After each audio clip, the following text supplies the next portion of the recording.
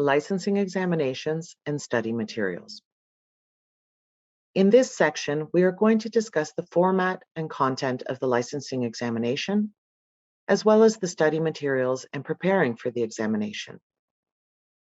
We would like to emphasize that we have extensive materials on the Law Society website setting out this information in greater detail, and this section is intended to provide an overview of this information. We recommend that all applicants review all the materials closely before beginning to study for the examination.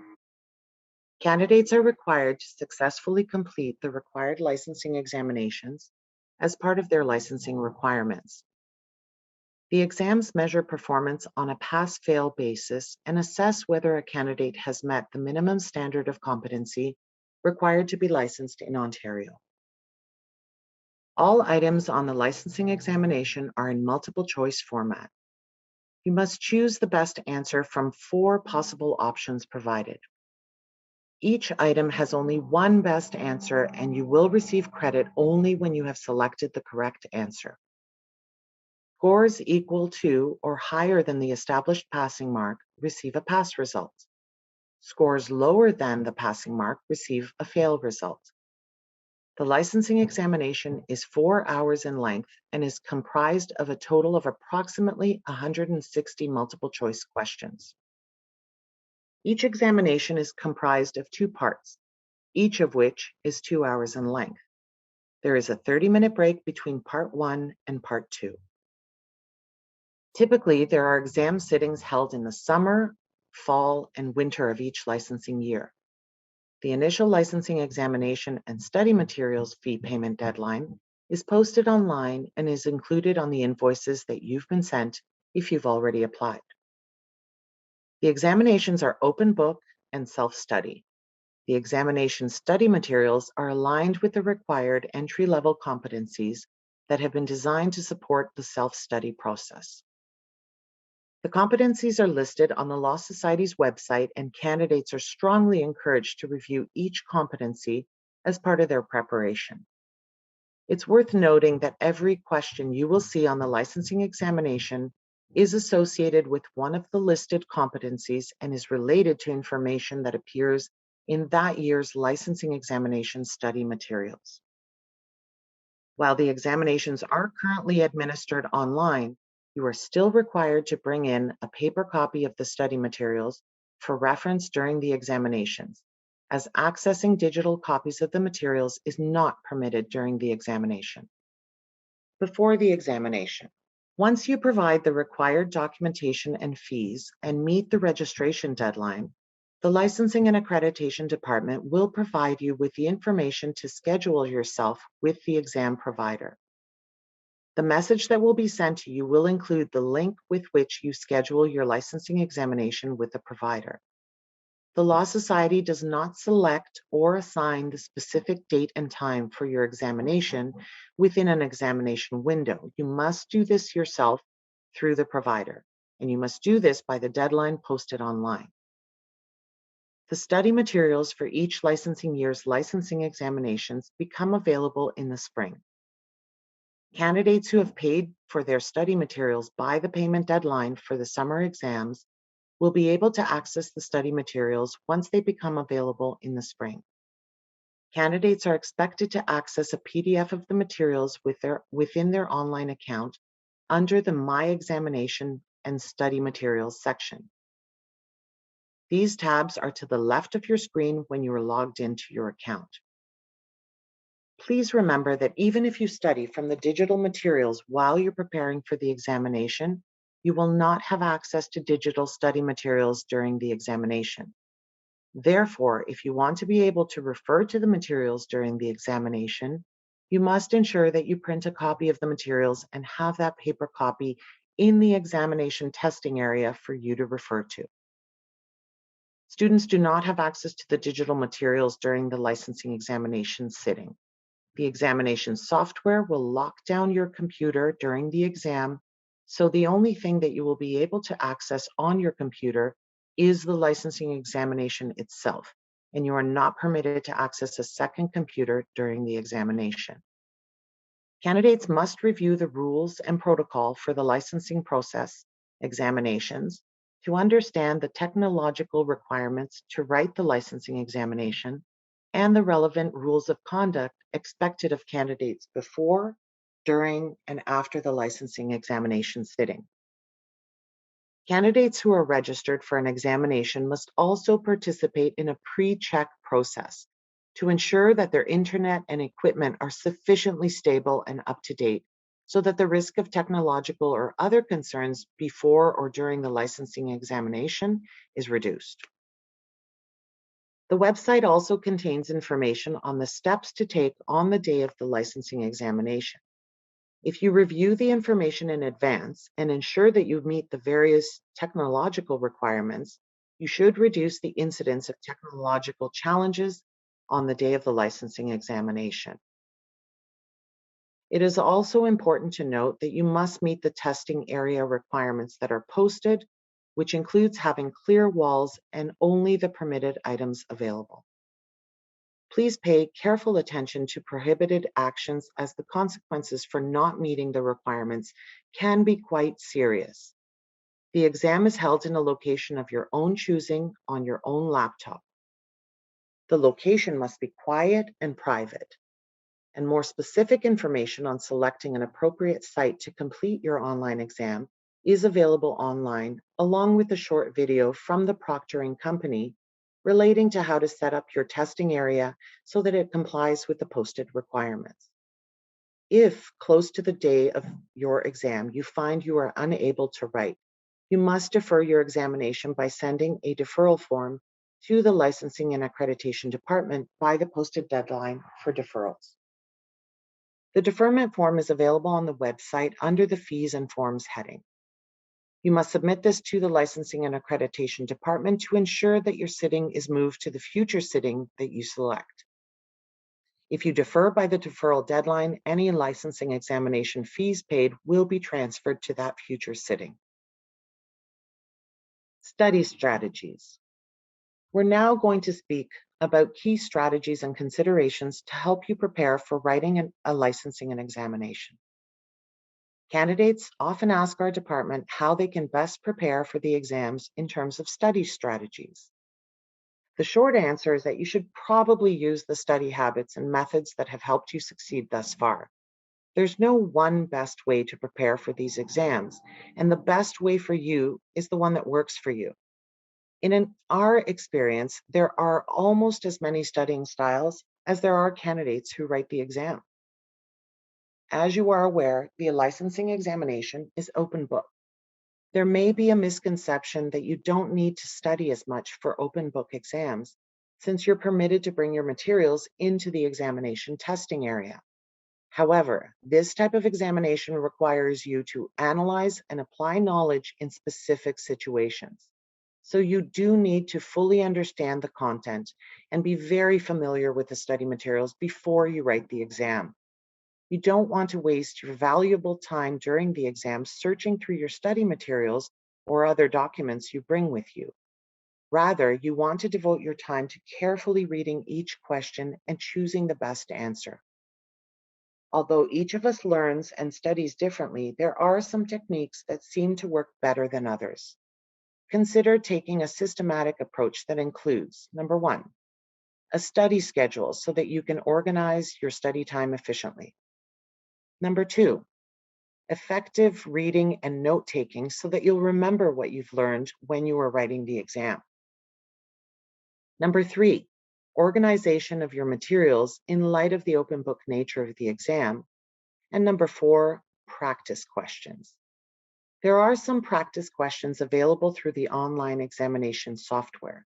You may also wish to create some for yourself. Now let's start with the ways to organize your study time. First, it's always a good idea to begin studying early. Studying in short, manageable increments over time may be more beneficial than cramming all the material in one long study session just before the exam. Second, consider setting up and maintaining a regular study schedule. You may want to set aside a specific time of day for studying. Ideally, try to schedule study time when you are wide awake and alert. In many cases, this means not scheduling study time late at night. You're less likely to retain material when you are mentally or physically tired. And don't forget to leave room in your study schedule for unanticipated events that may require your time. Next, to help focus your study sessions, consider setting specific goals for each session.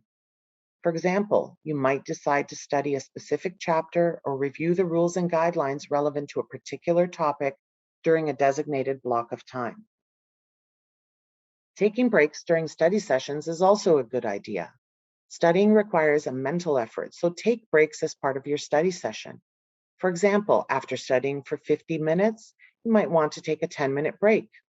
After 3 consecutive 1-hour blocks, you might take a longer break, perhaps half an hour, and then start the study cycle again. If a given section of material is more difficult for you, you might shorten each of the study sessions for that topic, but have more of them and take more frequent breaks. For example, for the material that is more challenging to you, you might want to study for only 20 or 30 minutes, followed by a 5-minute break. When you're studying the more challenging material, you may also want to take longer breaks after only 2 study block periods instead of 3. It's a good idea to start each study session by reviewing the material you've previously learned. Reviewing materials you have learned will help you keep knowledge fresh in your mind. If you wait too long to review the material, you may waste time trying to relearn what you knew but may have forgotten. Also, try to use the week just before the exam to review, integrate, and reinforce your understanding of the content. Turning to reading and note-taking for open book exams, let's consider how best to review the study material so that you understand and retain what you have read. This usually involves careful, active, and systematic reading. In most cases, this will mean reading the material more than once to really understand the content. To build a solid base of knowledge, you may need to read the material once to gain a general understanding and overview of the content, and then a second and third time to reinforce important concepts or to fully understand more challenging concepts.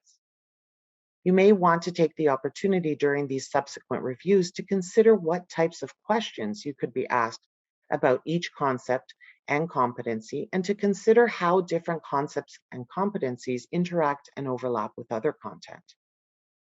It's a good idea to begin highlighting and taking notes only once you have a general understanding of what you're learning. If you start too early, you may end up highlighting or writing down too much information. So what are some of the things you can do to prepare materials for use during the exam?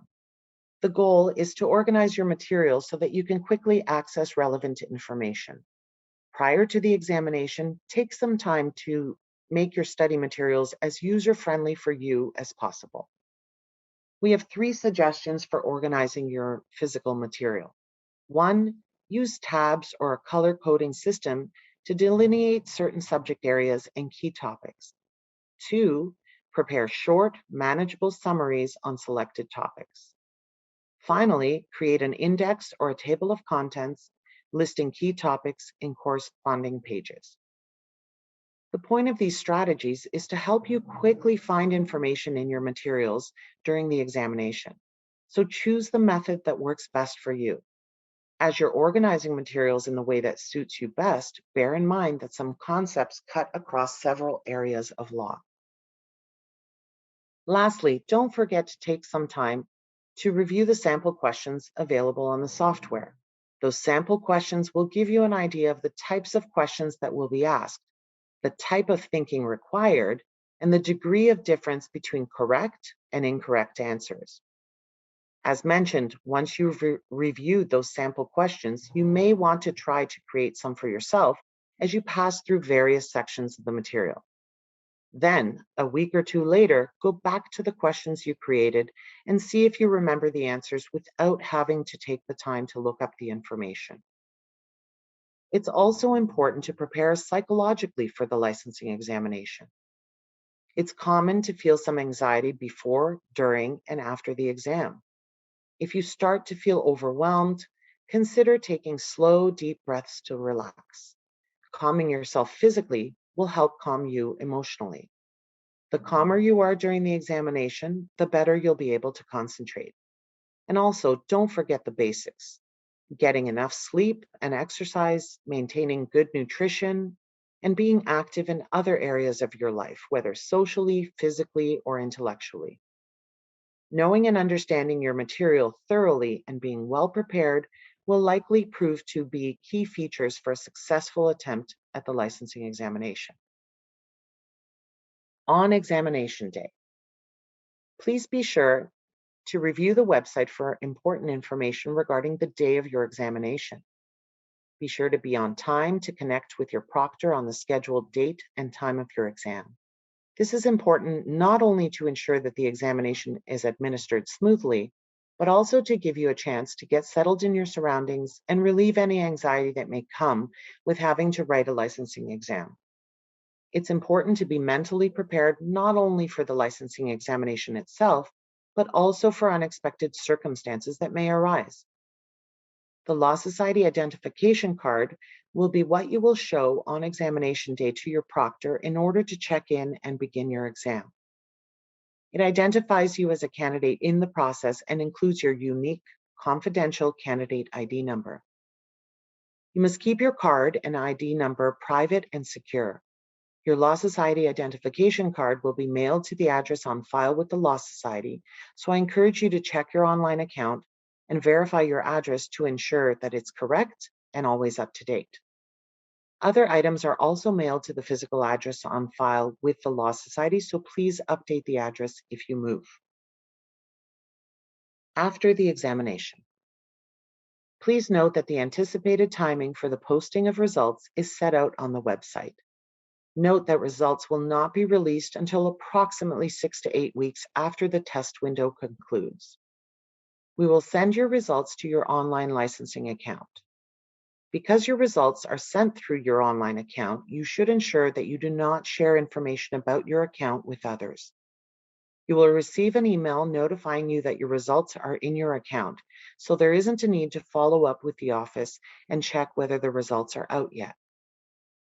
The results are released for all students for a given sitting on the same day at approximately the same time. If you do find that you are unsuccessful on your examination, you may register for a future sitting. If that future sitting is within your licensing term and you have not reached the limit on the number of attempts at the licensing examination, to register for another examination, submit the registration and deferral form, which is on the Fees and Forms page. You have to submit that form by the required deadline for that exam sitting. Note that if you are unsuccessful on a licensing examination, you will receive a report that provides you with a visual representation of your performance on the licensing exam. That report may provide you with guidance on the areas you can work on to improve your performance for your next attempt. If you have any questions, please review the website and contact the Licensing and Accreditation Department.